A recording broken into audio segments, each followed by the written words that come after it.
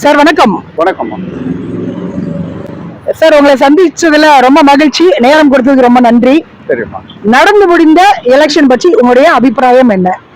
எந்த கட்சி ஆட்சி அமைக்கும் அப்படின்னு நீங்க எதிர்பார்க்கறீங்க? எந்த கட்சி ஆட்சி அமைக்கும்னு சொல்ல வந்தாக்கா, இப்போ விஜய் இளைஞர்கள் எல்லாம் அவங்கள பட்டாளமா வச்சுக்கின்னு தான் ஆட்சிக்கு வந்துருவேன்னு சொல்றாரு. அது அந்த அளவுக்கு சாத்தியக்கூறு கிடையாது. ஏன்னா பேரறிஞர் அண்ணா முதல்ல கட்சி ஆரம்பிக்கும் போது காஞ்சிபுரத்துல தேரடியில பெரிய கூட்டம் போட்டார். அப்போ அந்த தேரடியிலிருந்து தாசில்தார் ஆபீஸ் வரலும் ஜனங்க அப்படியே மடிஞ்சு விழுந்தாங்க. அவ்வளவு கூட்டத்தை காமிச்சாரு. ஆனா அந்த தேர்தலில் அவர் தோத்து போனார். எம்ஜிஆர் கட்சி ஆரம்பிக்கிறதுக்கு மதுரைக்கு போனார். மதுரைக்கு போகும்போது இந்த விஜயை விட 10 மடங்கு அதிகமான கூட்டம் வந்தது. திண்டுக்கல்லையே ட்ரெயினை நிறுத்திட்டாங்க. அந்த டிடிஆர்லாம் ஓடி இவங்க காரில் போகலாம் அப்படின்னு சொல்லி காரில் போகிறதுக்கு சொன்னதுக்கு டிடிஆர்லாம் வண்டியை விட்டு இறங்குனா ட்ரெயின் எல்லாம் உடச்சிடுவாங்க, நீங்கள் இதுலேயே அட்ஜஸ்ட் பண்ணி இருங்க, நாங்கள் எப்படியாவது கொண்டு போய் சேர்த்துறோன்ட்டு 1 மணி நேரத்தில் போக வேண்டிய ட்ரெயின் 8 மணி நேரம் போச்சு. அவ்வளவு மாசு காட்டினவர். அது மட்டும் இல்லாத ஒரு புரட்சியாளர். எல்லா தொழிலாளிக்கும் எல்லா சமூகத்தினருக்கும் நேர்மையையும் உழைப்பையும் காட்டக்கூடிய பாடல்கள் இல்லாத இதுவே கிடையாது. கூடுதலா அவர் ஜனங்களுக்கு நிறைய பேருக்கு நிறைய விஷயங்கள் தெரியாது. அவர் இந்து மதத்துக்கு எதிரான ஒரு இயக்கத்துல இருந்தார். ஆனா இந்து மதத்தை புகழ்ச்சியா தான் பாடியிருக்காரு. தன் தலைவனு கூட அவர் விட்டு வைக்கல. தன்னுடைய தலைவர் பேரறிஞர் அண்ணான்னு தான் சொன்னாரு. ஆனா அவருடைய தலைவர் யாருன்னு கேட்டீங்கன்னா காமராஜர். அந்த நம் நாடுன்னு ஒரு படம் இருந்தது.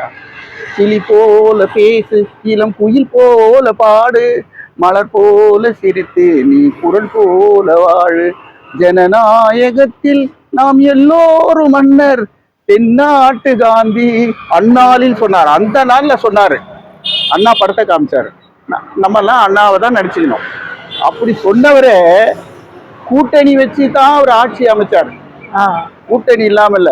விஜய் என்றவர் மக்களோடு மக்களா போய் இதுவரெல்லாம் எதுவும் செஞ்சதில்லை. 1. 2வது, எம்ஜிஆருக்கு இந்த ஜாதிவாத பேதமே கிடையாது. நீங்க பழைய இதெல்லாம் பாத்தீங்கன்னா ஒரு குடிசைக்குள்ள போவாரு, ஒரு பானை எடுத்து குடிப்பாரு. அதெல்லாம் நிஜம் இல்லை, அது பொய் இல்லை, உண்மையான விஷயம். அப்படியே பானையில எடுத்து கஞ்சி எடுத்து குடிப்பாரு. அந்த ஜனங்களுக்கெல்லாம் ஹெல்ப் பண்ணியிருக்காரு. எவ்வளோ பேருக்கு எவ்வளோ உதவியெல்லாம் பண்ணியிருக்காரு. அப்பேற்பட்ட ஆளாலேயே கருணாநிதின்ற ஒரு கட்சியை எதிர்க்க முடியல. கூட்டணி வச்சு தான் அழிச்சாரு. முதல்ல நீங்க பாத்தீங்கன்னா நம்ம பாட்டாளி மக்கள் கட்சி ராமதாஸ் பிரிச்சு எடுத்துன்னு போயிட்டாரு பாதி பேரை. அப்போ அந்த ஓட்டு வங்கி குறையல. எம்ஜிஆருக்கு அடுத்தது இவர் தான் வந்தாரு. அதுக்கப்புறம் வைகோபாலசாமி பிரிச்சு எடுத்துட்டு போனாரு. அப்போ அந்த ஓட்டு வங்கி குறையல. அதுல இருந்தவங்க எல்லாம் கடைசியில ஃபில்டர் ரவுடிங்க தான் இருந்தாங்க. அதுல அன்எஜுகேட்டட் ஒரு 4 துண்டை போட்டு போகணும், கீழே பெருக்கின்னு போவோம் போலீஸ் ஸ்டேஷனை. அவனா அடிச்சு கைய கால தானே ஒருத்தான் கொலையா பண்ணா அப்படின்னு போலீஸ் ஸ்டேஷனை மிரட்டக்கூடிய ஒரு கட்சி எதுனா திமுக கட்சி தான் அந்த காலத்துல. அதுல எந்த ஃபில்டர் ஆகி போய் 1-2 பேர் இருக்கான். அந்த மாதிரி ஆளுங்க இருக்கிற சமயத்துல இவங்க விஜய் எப்படி உள்ள வருவாருன்னு நீங்க நினைக்கிறீங்க? நீங்க முடிஞ்ச சொல்லுங்க. விஜய் வர்றதுக்கு வாய்ப்புகள் இல்லை. நீங்க என்னுடைய அனுபவத்துல ஒரு 50 வருஷம் அனுபவத்தை சொல்றேன். 60% கீழே வந்ததுன்னா 100% டிஎம்கே தான். எல்லா எலெக்ஷன் இதே எடுத்து பாருங்க. அந்த 60% தாண்டி ஒரு 65%க்குள்ள வருதுன்னா இழுபறியில இருக்கும்.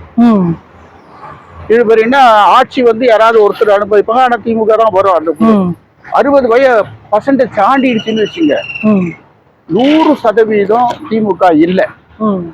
அந்த மாதிரி ஒரு நிலை இப்ப வரலாறு காணாத அளவுக்கு பர்சன்டேஜ் ஏறி இருக்கு.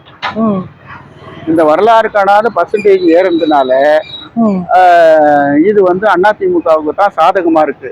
ஆனா விஜய்ன்ற ஒரு ஜீவன் யார் ஓட்டை பிரிக்குதுன்னு என்ன தெரியும்? அது அதிமுகவை பிரிக்கலாம், திமுகவை பிரிக்கலாம், அது அந்த சீமானை பிரிக்கலாம். இதெல்லாம் பிரிஞ்சு அவங்கெல்லாம் அந்த காலத்துல விசில் அடிச்சா கொஞ்சம்னு சொல்லுவாங்க. எங்களெல்லாம் நாங்கெல்லாம் எம்ஜிஆர் படம் பார்க்க போனோம்னா போலீஸை வச்சு அடிப்பாங்க. நாங்கெல்லாம் உழுந்து எழுந்து ஓடுவோம். இப்ப அவருக்கு விசில் சின்னமே கிடைச்சிருச்சு. என்ன, நாங்க விசில் அடிச்சா கொஞ்சம் அவருக்கு விசில் சின்னமே கிடைச்சிருச்சு. அதை அவர் சொல்லாம சொல்லிடுச்சு தேர்தல் கமிஷன். அது அப்படி இருக்கும்போது இவர் எப்படி ஜெயிப்பாருன்னு நீங்க சொல்றீங்க? விஜய் வர்றதுக்கு வாய்ப்பு இல்லை. 2வது, நீங்க திருச்செந்தூரை பத்தி கேட்டீங்க. ஹிந்து தர்மப்படி திருச்செந்தூர் வந்து ஒரு வெற்றியினுடைய சின்னம். ம். இந்துக்கள் எல்லாம் நம்புறது என்னன்னா ம். திருச்செந்தூர் போனா வெற்றி கிடைக்கும். ம். இதை யாரோ சொல்லி இருக்காங்க அவருக்கு. ம். அதனால நம்ம வெற்றி அடைஞ்சிடுவோன்ற நம்பிக்கையோட, முழுமையான நம்பிக்கையில தான் நான் திருச்செந்தூருக்கு போயிருக்கணும். எனக்கு மனசுக்குள்ள படுற ஒரு விஷயம். மற்றபடி அவர் மதத்துக்காகவோ கடவுளுக்காகவோ மற்ற எதுக்காகவோ அவர் போகல. ம். நான் எப்படியாவது அங்க போனா ஜெயிச்சிருவேன் எல்லாரும் அவரு சொல்லிட்டு. ஒரு கிறிஸ்டின் தானே, அவருக்கே சர்ச் இருக்குது, பிரசித்தி பெற்ற அதாவது- சர்ச் இருக்குது, அங்கெல்லாம் போகலாம் இல்லையா அப்படின்னு ஒரு விமர்சனம் முன் வைக்கிறாங்க. அதுதான் நான் சொல்ல வரேன். என்னன்னு கேட்டீங்கன்னா, அப்ப மத்த அரசியல்வாதிகள் மாதிரி இவரு வந்து நடக்க ஆரம்பிச்சுட்டாரா? அது கோயிலுக்கு போறது, மசூதிக்கு போறது. இப்போ எம்ஜிஆர் கிட்ட எல்லா மதத்துக்காரங்களும் இருந்தாங்க. எம்ஜிஆர் உண்மையா இருந்தாரு. இப்போ ஆலந்தூர்னு ஒரு தொகுதி இருக்கு. அவரு தான் 1966 67 எலெக்ஷன்ல எம்ஜிஆர் நின்னாரு. திமுகவும் அதிமுகவும் மாறி மாறி தான் வரும். அதுக்கப்புறம் மாறிடுச்சு, அது ஆலந்தூர் தொகுதி ஆயிடுச்சு. அந்த ஆலந்தூர் தொகுதியில ஒரு எஸ்சி வந்து ஜெயிச்சான் ஒரு பொது தொகுதியில திமுகவுல இருந்து. அதுல எதிர்த்து நின்றவருங்க கதையை கேட்டீங்கன்னா அதை நான் சொல்லக்கூடாது, நான் அந்த இயக்கத்துல இருக்கிறதுனால. இருந்தாலும் உண்மையை சொல்றதுக்கு ஒரு எதுவும் தப்பு கிடையாது. அந்த தொகுதியில ஒரு மிகப்பெரிய எம்பிஆர் கூடவே இருந்த ஒரு ஆளு மோகனரங்கன்னு எம்பியா இருந்தாரு. அவரு நிக்கிறாரு. இவர் ஒரு பிச்சைக்காரன்னா எல்லா மக்கள்கிட்டையும் அரவணைப்புல இருக்கிறவர். அவனுக்கு இந்த ஜாதி அந்த மதம் இந்த கட்சிக்காரன்லாம் இல்லாத ஒருத்தர் ஆபரகன்னு ஒருத்தர் இருந்தாரு. அவரு இப்பேற்பட்ட பண முதலியருக்கு நின்று ஜெயிச்சார். அப்ப எம்ஜிஆர் புரிஞ்சுக்கினாரு. எம்ஜிஆர் அவரு ஆரம்பிரப்படை விட்டு அவரு வாழ்த்து படரை கொடுத்து அனுப்பிச்சாரு. எதிர்கட்சிக்காரனா இருந்தாலும் கொடுத்து அனுப்பிச்சிட்டு அவர் என்ன செஞ்சாரு, அடுத்த எலெக்ஷன்ல ஒரு முஸ்லீமை போட்டு வின் பண்ணாரு எம்ஜிஆர். அப்துல் ரசாக்குன்னு ஒரு முஸ்லீமை போட்டு வின் பண்ணாரு. ஆனா அந்த தொகுதியை பொறுத்து பாத்தீங்கன்னா இப்ப கூட ஒரு சிறுபான்மை இனத்தை தான் நின்றுதான் ஜெயிக்கிறதுக்கு ஏகப்பட்ட வாய்ப்புகள் இருக்கு. இப்படிப்பட்ட இதுல வந்து நீங்க வந்து விஜய் ஜெயிச்சிருவாருன்னா எப்படி ஜெயிப்பாரு? எனக்கு அது ஒன்றும் புரியல. நீங்களே சொல்லுங்க. ஜெயிக்கிறதுக்கு எல்லாம் வாய்ப்பு கிடையாது. வரலாம், அவர் தொகுதியில வரலாம், அவர் நின்ன தொகுதியில வரலாம். அவர் கூட இருக்கிறவங்க எல்லாம் வந்து சின்ன பசங்க. எல்லா வயசுக்காரங்களும் 30. அவங்க எத்தனை % இருப்பாங்க? வாய்ப்பு இல்லை. இப்போ ஒரு எஸ்சி சமுதாயத்தை எடுத்துக்கிறோம். எஸ்சி சமுதாயத்துல வன்கொடுமைகள் நடக்குது. அந்த வன்கொடுமையை முதல்ல அனுபவிக்கிறோம் யாரு? முதல்ல அனுபவிக்கிற கலெக்டர் தான். ரெண்டாவது அனுபவிக்கிற தாசில்தார். செக்ரட்டரியேட்ல 200-300 பேர் செய்யக்கூடிய ஒரு IAS செய்யக்கூடிய வேலையை ஒரு மாவட்டத்துல ஒரு கலெக்டர் செய்யறாரு. அவருக்கு சாப்பாடு கிடையாது, தண்ணி கிடையாது, சாப்பிட நேரம் கிடையாது, ஒரு நல்ல இதுக்கெல்லாம் போக முடியாது. அந்தந்த துறைக்கு என்னென்ன குறைகள் வருதோ அந்தந்த துறைக்கு அனுப்புறாரு அவர். அந்த துறையில இருக்கிறவன் என்ன பண்றான், பழைய பிரின்சிபல் அங்கேயே இருக்கிறான். அவன் என்ன பண்றான், உடனே வெயிட் பண்ணுன்னு சொல்லிட்டு இவங்க போனாங்கன்னா அவங்களை இட்டுன்னு போய் எதிர்பார்ட்டி கிட்ட போய் டீ கடையில உட்காந்துன்னு எல்லாத்தையும் பேசிட்டு அதை அவங்களுக்கு பண்ணி கொடுத்துறான். அங்க வந்து ஹர்த்தால் பண்றாங்கல்ல, யாரை எதிர்த்து பண்ணுவாங்க? அவனை அந்த ஸ்டாஃபை எதிர்த்தா பண்றாங்க, கலெக்டரை எதிர்த்து தானே பண்றாங்க. இதே மாதிரி கீழே இருக்கிற தாசில்தாரை எதிர்த்து பண்றாங்க இல்லையா? அது யார் பண்றது? அந்த விஓவும் அந்த ஆர்ஐயும் பண்றதுதான். ஆர்ஐ சேரி பக்கமே போறது கிடையாது. விஓ வந்து சேரி ஜனங்களுடைய ப்ராப்பர்ட்டி எல்லாம் அடுத்தவனுக்கு போலியா பட்டா ரெடி பண்ணி கொடுத்துறான், ஏ ரிஜிஸ்டர்ல மாத்தி கொடுத்துறான். இவங்க அதோட ஊராட்சியில வந்து கிராம பஞ்சாயத்து அலுவலகம் கட்டுறது, ஸ்கூல் கட்டுறது, மற்ற எல்லாமே ஊருக்கு சலுகை கொடுக்குறான். ஏரி காவா வெட்டுறது. இதுவரையிலும் சேரி ஜனங்களுக்கு தண்ணி போறதுக்கு ஒரு காவா கிடையாது. இதுவரையிலும் கிடையாது. எந்த அரசாங்கம் வந்தாலும் எஸ்சியை கொடுமைப்படுத்துறது முதல்ல இதை பார்க்கறதுக்கே அவங்களுக்கு நேரம் தெரியல. ஒரு கலெக்டருக்கு கரெக்ட் பண்ணி அந்த கலெக்டரை வந்து அவரை கொஞ்சம் ரிலீஸ் பண்ணி வைக்கிற மாதிரி அட்மினிஸ்ட்ரேட்டிவ் தெரிஞ்ச ஒரு ஆள் சீஃப் செக்ரட்டரியா வைக்கணும். இரண்டாவது விஷயம் என்னன்னா, ஒரு தாழ்த்தப்பட்டவனை சீஃப் செக்ரட்டரியா போட்டா அவனை வச்சுக்கிட்டு மொத்த வன்கொடுமையும் மிகப்பெரிய லெவல்ல நடக்கும். இப்போ முருகானந்தன் ஒருத்தர் இருந்தாரு, அவர் தாழ்த்தப்பட்டவரனே தெரியாது. ஆனா ஒருத்தன் பேசுறான், ஒரு முதலியாரு, அவன் சேரி வண்ணான் அப்படின்ட்டு. அது மனசுக்கு கேட்கிற எங்களுக்கெல்லாம் எவ்வளவு கஷ்டமா இருக்கும். அந்த மாதிரி பேசலாமா? இதெல்லாம் யாரு சரி பண்ணணும்? அட்மினிஸ்ட்ரேட்டிவ் இருந்தவங்க. போலீஸ் எல்லாம் நீங்க எந்த புகார் கொடுத்தாலும் எடுக்க மாட்டேங்கிறான். போலீஸ்ல நீங்க எந்த புகார் கொடுத்தாலும் என்ன நடந்தாலும் எடுக்க மாட்டேங்கிறான். அதுக்கு யார் காரணம்? அட்மினிஸ்ட்ரேட்டிவ் சரியில்லை. போலீஸை ஃப்ரீயா விடணும். ரெண்டாவது, ஐஜியோ கமிஷனரோ எல்லாம் வந்து நியமனம் பண்றது அரசாங்கம் பண்ணுது. ஆனா அந்த அரசாங்கத்துக்கு அவங்களுக்கு நியமன லெட்டர் யாரு கொடுக்குறாங்க? அட்மினிஸ்ட்ரேட்டிவ் ஆஃபீஸர் தானே கொடுக்குறாரு, ஹோம் செக்ரட்டரி தானே கொடுக்குறாரு. சில விஷயங்களை ஹோம் செக்ரட்டரி நேரடி பார்வையில கொண்டு போகணும். என்னுடைய சம்பவமே ஹோம் செக்ரட்டரி எனக்கு ப்ரொடெக்ஷன் கொடுத்து லெட்டர் கொடுக்குறாரு. ஆனா சாதி வெறியர்கள் அதை வந்து அடிச்சு துவம்சம் பண்ணி பொருள் எல்லாம் திருடிக்கிட்டு போறான். இது இந்த ஹோம் செக்ரட்டரிக்கு எந்த மரியாதை கொடுக்குது இந்த கவர்மெண்ட்? எந்த கவர்மெண்ட் வந்தாலும் அரசாங்கத்துல முதல்ல 3 பேரை கண்டிப்பா 3 பேருக்கு வந்து சட்டங்கள் கடுமையாக்கப்படணும். ஒன்று விஏஓ, வில்லேஜ் அட்மினிஸ்ட்ரேட்டிவ் ஆஃபீஸர், 2வது ஆர்ஐ, 3வது கிராம தலைவருக்கு ஒரு உதவியாளர் இருப்பான் பாருங்க. இவனுங்க 3 பேரும் கரெக்ட் பண்ணாலே சாதி கொடுமை 100% சரியாயிடும்.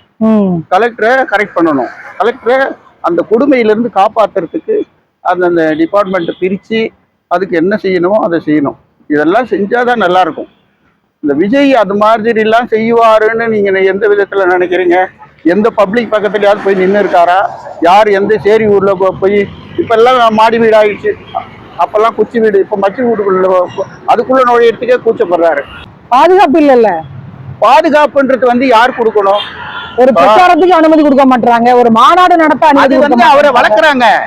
யாரை ஒருத்தனை எதிர்க்கிறீங்களோ அப்பவே அவன் வளர்ந்துட்டான்னு அர்த்தம். இப்போ கரூர் சம்பவத்தை நீங்க எடுத்துக்கிட்டீங்கன்னா, கரூர் சம்பவத்தினால ஒரு 10 ஓட்டு விழுத்தா 1000 ஓட்டு விழும். திமுக கிட்ட இருக்கக்கூடிய ஒரு பலவீனமே அதுதான். திமுக எம்ஜிஆரை எதிர்க்க எம்ஜிஆர் வளர்ந்து மலையாகி 11 வருஷம் எம்ஜிஆரை அசைக்க கூட முடியாம போனாரு. அது மாதிரி விஜய் ஆக்கிக்கிட்டு இருக்காங்க. அதுதான் உண்மை. நீங்க எதிர்க்க சும்மா இருக்கிறவனை போய் சும்மா ஒரு விரலை வச்சு தட்டி பாருங்க, அவன் திரும்பி பார்ப்பான். அடுத்த தடவை இன்னொரு தடவை திரும்ப 3வது தடவை அவனை திருப்பி அடிப்பான். அதனால ஜனங்களுக்கெல்லாம் மீடியாக்கள் வளர்ந்துருச்சு. அன்னைக்கெல்லாம் மீடியாக்கள்ல ஒண்ணுமே தெரியாது. இன்னைக்கு மீடியாக்கள் வளர்ந்துருச்சு. இப்ப என்ன செய்யும் ஜனங்க?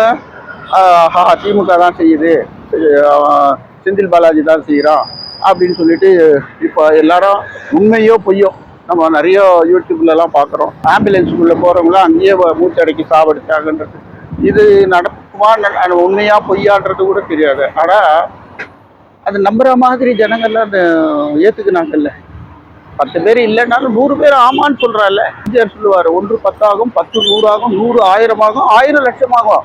இதே மாதிரி வந்து அடுத்த எலெக்ஷன்ல அவன் ஆட்சி பிடிப்பான். இப்போ விஜயகாந்த் வந்து தமிழ்நாட்டிலேயே உடனே வளர்ந்து இதை 2வது எதிர்கட்சியா உட்கார்ந்தது சரித்திரம் இல்லை. அது அந்த அம்மா தான் வளர்ந்தது. அந்த அம்மாவை எதிர்த்து சட்டமன்றத்துல பேசினாரு. அந்த அம்மா ஒண்ணுமே செய்யல, அமைதியா விட்டுருச்சு. அந்த கட்சியே இல்லாம போயிடுச்சு. கட்சி இருக்குது, ஆனால் மக்கள் செல்வாக்கு இல்லாம போயிடுச்சு. 2வது மாவட்ட செயலாளர், மதுரை மாவட்டத்துல ரசிகர் மன்றத்தினுடைய மாவட்ட செயலாளரை விஜயகாந்த் பப்ளிக்ல அடிச்சாரு. அவர் அப்படித்தான் அடிப்பாரு, அப்புறம் கொடுப்பாருன்னு சொன்னா அது எப்படி ஏத்துக்கும்? ஏவன் ஒருத்தன் எந்த கட்சிக்காரனா இருந்தாலும். அதனாலதான் திமுகவும் அதிமுகவும் ஜாதி கொடுமை பண்றதுல நம்பர் 1 வேர்ல்டுலயே. ஆனா அவனுங்க இவனுங்களை பேசியே அவனுங்களை முட்டாளாக்கி தான் இந்த வேலை செய்யறாங்க. முதல்ல இந்த ஆதி திராவிடன்னு ஒன்று சொல்றாங்கல்ல, அதுலயே திருத்தம் கொண்டு வரணும். இந்த வன்கொடுமை சட்டத்துல என்ன சொல்றான்? மனித கழிவுகளை மனிதனாக கொடுத்தக்கூடாதுன்றான். ஒட்டின்னு ஒரு சமூகம் இருக்குது, அதை எஸ்சிங்களே மதிக்கிறது இல்லை. அதுங்க இன்னமும் அடிமையா தான் இருக்குது.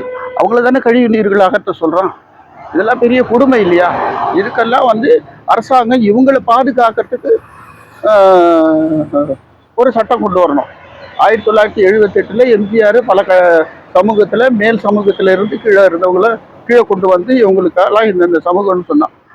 இதையே ஒன்று உண்மையா சொல்ல போனா, திருமாவளவனே எங்களுக்கு 1978 தான் அங்கீகாரம் கிடைச்சதுன்னு பல 100 மீட்டிங்ல பேசியிருக்காரு அவர். அப்ப 78 வந்தவர் தானே அவரு. எம்ஜிஆர் சட்ட திருத்தத்திலான வந்தாரு. அதனால அவரு எப்படி பண்ண முடியும்? 2வது அவங்க கட்சிக்காரங்களா அவரு வந்து கொடுமைப்படுத்துறாரு. ஒரே ஒரு எம்எல்ஏவோ எம்பியாவோ அவரை அவங்களோட இருக்கிறவங்கள தானே நீ ஆக்குற. அதை ஃப்ரீ பண்ணு ஒரு தடவை. சீமான் செய்யற மாதிரி ஒரு தடவை எல்லாரையும் எலெக்ஷன்ல நெல்ல நீ எவ்வளவு ஓட்டு வாங்குறன்னு பாரு.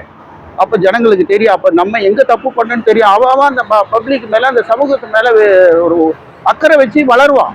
அதை பண்றதுக்கு நீ வழியே பண்ண மாட்டேங்கிறிய.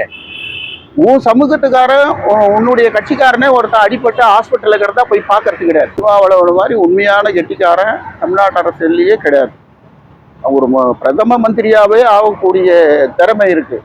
அது மற்ற கட்சிக்காரங்களோட சேர்ந்து அவர் சொல்லக்கூடிய பொய், நம்ம சமுதாயத்துக்கு செய்யக்கூடிய மறைமுகமான இந்து மதத்தை அவமானப்படுத்துறது, சமூகத்தை அவமானப்படுத்துறது, இதெல்லாம் மாத்தினாலே இவங்க அடுத்த சமூகத்தை கட்சியை நாடி இருக்க வேண்டியதே இல்லை, தானாவே வரும். இதெல்லாம் சரி பண்றதுக்கு உங்களை மாதிரி மீடியாக்கள்லாம் கொஞ்சம் ஹெல்ப் பண்ணீங்கன்னா ரொம்ப நல்லா இருக்கும், இந்த சமூகம் நல்லா இருக்கும். வணக்கம். நன்றி நன்றி சார்.